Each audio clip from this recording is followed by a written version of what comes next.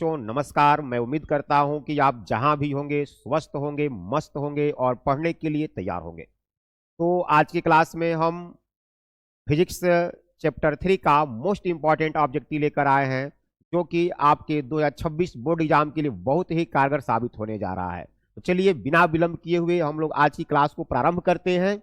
आज की क्लास विद्युत धारा से संबंधित होगी। विद्युत धारा के बहुत ही इंपॉर्टेंट ऑब्जेक्टिव क्वेश्चन दिए जा रहे हैं, जो कि पिछले विगत वर्षों में पूछे गए हैं। चलिए यहां पर पहला प्रश्न हम देखेंगे। क्वेश्चन फर्स्ट है, एक बंद चालक के निकट एक चुंबक स्थित है। एक बंद चालक के निकट एक चुंबक स्थित है। चालक में धारा उत्पन्न की जा सकती है।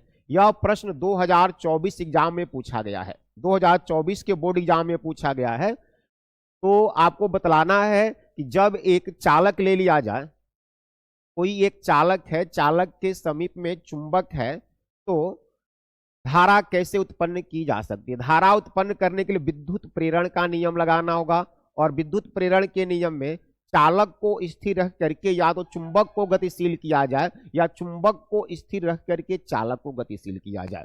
यानी कि चुंबक और चालक के बीच आपेक्षिक गति होना चाहिए। तो यहां आप देख सकते हैं विकल्प नंबर डी सही होगा। विकल्प नंबर डी सही होगा कि चुंबक और चालक के बीच आपेक्षिक गति होना जरूरी है। अगला प्रश्न है, चल कुंडली गैल्वेनोमीटर में प्राप्त धारा का मान समानुपाती होता है। किसके समानुपाती होता है?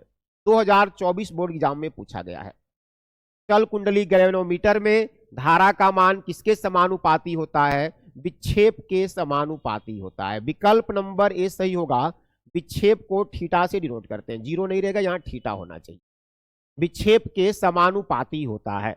विकल्प नंबर ए सही है। अगला प्रश्न देखेंगे, एक गैल्वेनोमीटर की अमीटर में बदलने में जोड़ा जाता है। कोई गैल्वेनोमीटर है, गैल्वेनोमीटर को ए मीटर में चेंज करना है। ए मीटर में कैसे बदलेंगे? गैल्वेनोमीटर को ए मीटर में बदलने के लिए उसके समांतर क्रम में निम्न प्रतिरोध जोड़ा जाता है। समांतर क्रम में निम्न प्रतिरोध जोड़ करके गैल्वेनोमीटर को ए मीटर में बदला जा सकता है। विकल्प नंबर ए सही होगा। तीसरा का विकल्प ए करेक्ट है।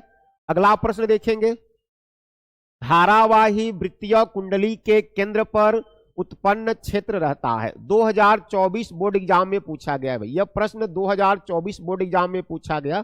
धारावाही वृत्तीय कुंडली के केंद्र पर, वृत्तीय कुंडली के केंद्र पर चुंबकीय क्षेत्र कैसा होगा? चार विकल्प दिए गए हैं। कुंडली में, तल में, कुंडली के तल के लंबवत, कुंडली के तल से 45 डिग्री पर और कुंडली के तल से 180 डिग्री पर। कुंडली के तल के लंबवत होना चाहिए। चौथा का विकल्प नंबर बी सही है। कुंडली के तल के लंबवत होगा। चलिए प्रश्न संख्या 5 देखेंगे, निम्नलिखित में कौन चुंबकीय क्षेत्र की तीव्रता का मात्रक नहीं है? चुंबकीय क्षेत्र की तीव्रता का मात्रक नहीं है। 2024 बोर्ड एग्जाम में पूछा गया है। विकल्प दिया जा रहा है टेस्ला। टेस्ला भाई चुंबकीय क्षेत्र की तीव्रता का मात्रक है। वेबर प्रति मीटर स्क्वायर भी मात्रक है।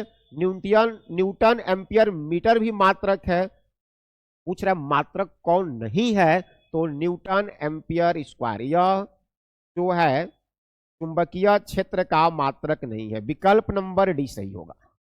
पांचवा के लिए सही ऑप्शन कौन सा है? डी सही ऑप्शन है।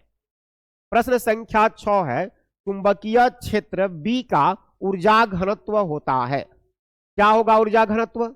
यहां पर विकल्प नंबर ए सही है। चुंबकीय क्षेत्र का ऊर्जा घनत्व बी स्क्वायर बटा में 2 म्यू नॉट होता है। करेक्ट ऑप्शन ए है। क्वेश्चन नंबर 7, चुंबकीय क्षेत्र बी में, चुंबकीय क्षेत्र क्या है? वी है, और एम जो है चुंबकीय आघूर्ण है। तो बल आघूर्ण का मान क्या होगा भाई? बल आघूर्ण टाउ बराबर होता है एम गुणे वी या एम बी साइन थीटा होता है। टाउ बराबर एम गुणे बी या एम बी साइन थीटा होगा। अर्थात विकल्प नंबर ए सही है। सही ऑप्शन कौन है? सातवां का सही ऑप्शन ए होगा। अगला प्रश्न देखिए, म्यू नॉट एप्सिलॉन नॉट का घात दिया गया है -1/2 का मान क्या होगा? म्यू नॉट एप्सिलॉन नॉट का घात -1/2, इसे हम लिख सकते हैं 1 में म्यू नॉट एप्सिलॉन नॉट का घात 1/2। माइनस में था, बटा में लेकर आएंगे तो प्लस हो जाएगा, या 1 में under root mu not epsilon not, और यह मान होता है सी का। सी क्या है? प्रकाश का वेग है, और प्रकाश का वेग होता है 3 × 10⁸ मीटर प्रति सेकंड। 3 × 10⁸ मीटर प्रति सेकंड। क्योंकि यहां पर 4 विकल्प दिए गए हैं, सभी में सेंटीमीटर दिया गया है, मीटर नहीं बल्कि सेंटीमीटर दिया गया है। मीटर को सेंटीमीटर में बदलेंगे। 3 × 10⁸ है, सेंटीमीटर बनाने के लिए 10⁻2 से गुणा करना पड़ेगा, और 2 से गुणा करेंगे तो हो जाएगा 3 × 10⁻, गुणा करने पर घात में घात जुटता है, 8 और 2 मिलकर के 10 हो जाएगा सेंटीमीटर प्रति सेकंड। 3 × 10⁸ सेंटीमीटर प्रति 10⁻10 सेंटीमीटर प्रति सेकंड, अर्थात विकल्प नंबर बी सही है। यहां सही ऑप्शन कौन सा है? बी सही है। प्रश्न संख्या 9 है, एक समान चुंबकीय क्षेत्र बी में चुंबकीय क्षेत्र बी दिया गया है। बी में बल रेखाओं के समानांतर एक इलेक्ट्रॉन जिसका आवेश U है वेग v से चलता है, इलेक्ट्रॉन पर लगने वाला बल क्या होगा? यहां दिया जा रहा है कि बल रेखाओं के समांतर चल रहा है, यानी कि बीच का कोण थीटा बराबर समांतर है, तो बीच का कोण कितना हो जाएगा? 0 डिग्री हो जाएगा। समांतर रहने पर बीच का कोण थीटा 0 डिग्री हो जाएगा। बल ज्ञात करना है, F बराबर Q V × V होगा। Q V × V, F बराबर Q आवेश दिया गया है E है, और V × V को लिखेंगे V sin थीटा। थीटा का मान 0 डिग्री है, V sin 0, और sin 0 का मान होता है 0, तो 0 से गुणा करेंगे पूरा 0 हो जाएगा। सही विकल्प सी होगा 0। प्रश्न संख्या 9 के लिए सही विकल्प सी होगा, इसका मान आ जाएगा 0। जब किसी एमीटर को शंट किया जाता है तो परिपथ का कुल प्रतिरोध क्या होगा? परिपथ के कुल प्रतिरोध पर क्या प्रभाव पड़ेगा? भाई बढ़ता है। विकल्प नंबर ए सही है। क्वेश्चन नंबर 10 2023 परीक्षा में पूछा गया है, इसका विकल्प नंबर ए सही है, बढ़ता है। लॉरेंज बल का व्यंजक है, 3 बार पूछा गया बाबू। 2018 की परीक्षा में 20 में और 22 में 3 बार पूछा गया। लॉरेंज बल का व्यंजक क्या है? QEB, QE + V × B, QE + V × V नहीं, विकल्प नंबर डी सही है। यहां पर लॉरेंज बल F बराबर होता है QE + V × V, E + V × V, विकल्प नंबर डी करेक्ट होगा। चलिए प्रश्न संख्या 12 देखेंगे। किसी धारावाही कुंडली का चुंबकीय आघूर्ण निम्नलिखित में से किस पर निर्भर नहीं करता है? सीबीएसई 2020 में पूछा गया। सीबीएसई एग्जाम में 2020 में पूछा गया है, किस पर निर्भर, ध्यान देंगे, निर्भर नहीं करता है, न कि निर्भर करता है। यह फेरों की संख्या पर निर्भर करता है, अनुप्रस्थ काट के क्षेत्रफल A पर भी निर्भर करता है, इसमें प्रवाहित होने वाली धारा पर भी निर्भर करता है। बोला किस पर निर्भर नहीं करता है? भाई कुंडली में फेरों के पदार्थ पर निर्भर नहीं करता है, यानी विकल्प नंबर डी करेक्ट होगा। प्रश्न संख्या 12 का विकल्प डी सही है। प्रश्न संख्या 13 है, चुंबकीय क्षेत्र बी में अवस्थित चुंबकीय क्षेत्र बी दिया है, एम चुंबकीय आघूर्ण है, तो बल आघूर्ण क्या होगा? बल आघूर्ण होता है टाउ बराबर M × V, या MB sin थीटा होता है। देखेंगे कौन सा विकल्प सही है? विकल्प ए सही है। विकल्प ए सही है। 13 का ऑप्शन नंबर ए करेक्ट होगा। प्रश्न संख्या 14 है, एम चुंबकीय आघूर्ण वाले क्षण चुंबक को दो समान टुकड़ों में तोड़ा जाता है। समान टुकड़े आधा आधा कर दिए गए, समान टुकड़ों में बांटेंगे तो लंबाई आधी हो जाएगी, प्रारंभिक लंबाई से आधा हो जाएगा। नए टुकड़े का चुंबकीय आघूर्ण ज्ञात करें। जब लंबाई आधा हो गया तो आघूर्ण भी आधा हो जाएगा। पहले m था तो अब m/2 हो जाएगा। कितना होगा बाबू? m/2 होगा। विकल्प नंबर बी सही है। प्रश्न संख्या 15 है, चुंबकीय क्षेत्र की बीमा क्या होगी? भाई 2016 के एग्जाम में पूछा गया है। चुंबकीय क्षेत्र की बीमा क्या होगी? चुंबकीय क्षेत्र की बीमा होगी I का -1 ML0 T का -2। यही सही है, विकल्प नंबर ए सही है। कभी कभी एग्जाम में ध्यान देंगे, विकल्प में I न दे करके ए भी दिया जा सकता है। अगर ए दिया जाए तो I के जगह पर ए भी रहेगा, सही है। I के जगह पर चाहे तो ए भी लिख सकते हैं, ए के पद में भी दिया जाएगा तो ए का -1 ML0 T का -2 होगा। 15 का विकल्प नंबर ए सही है। 16 दिया जा रहा है, चुंबकशीलता की बीमा क्या है? 2015 बोर्ड एग्जाम में पूछा गया।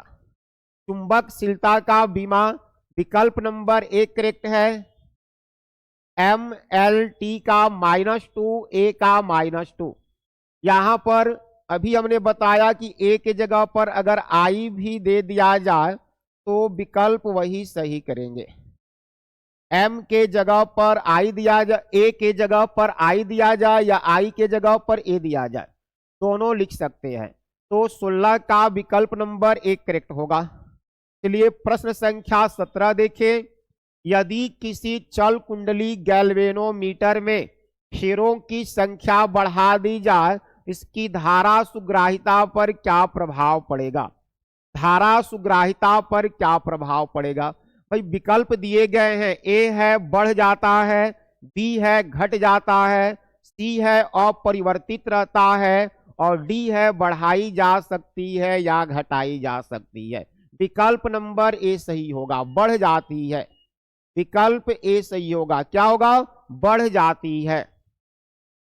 प्रश्न संख्या 18 है, बायो सावर्त के नियमानुसार धारावाही अल्पांश के कारण किसी बिंदु पर चुंबकीय क्षेत्र धारा अल्पांश से उस बिंदु की दूरी किस प्रकार से निर्भर करती है? किस प्रकार से निर्भर करती है? दूरी के वर्ग के व्युत्क्रमानुपाती होता है, b प्रोपोर्शन टू 1/r²।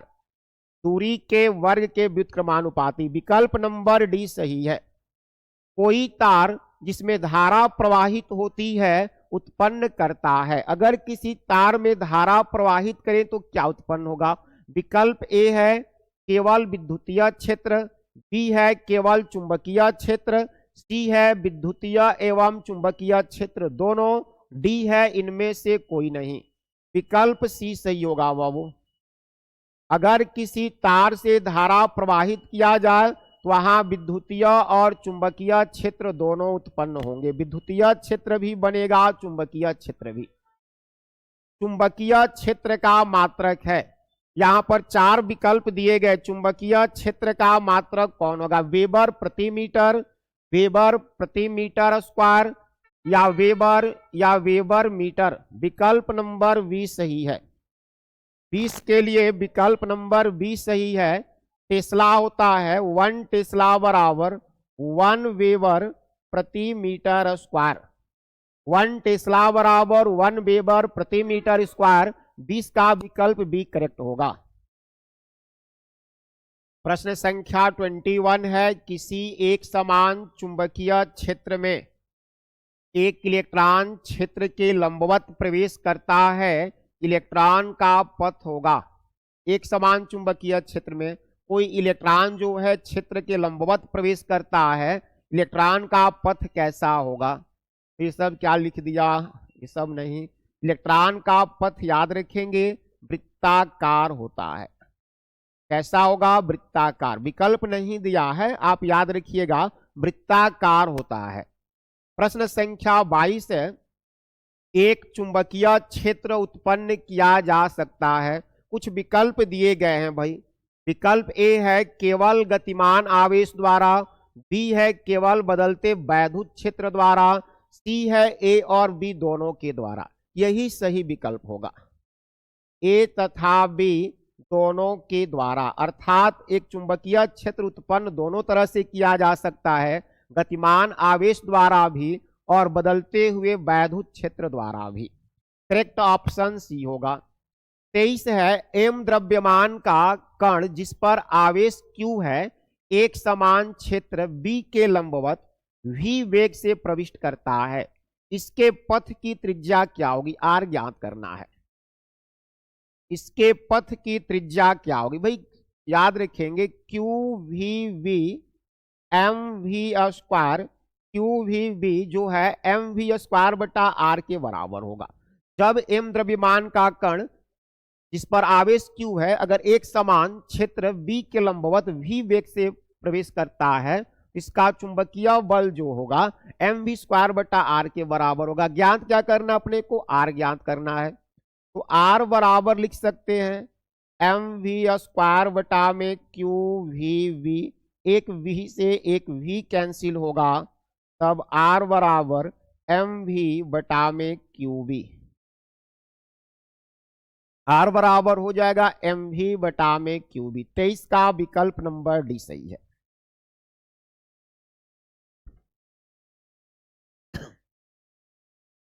तेईस का विकल्प नंबर डी सही है। प्रश्न संख्या 24 देखेंगे।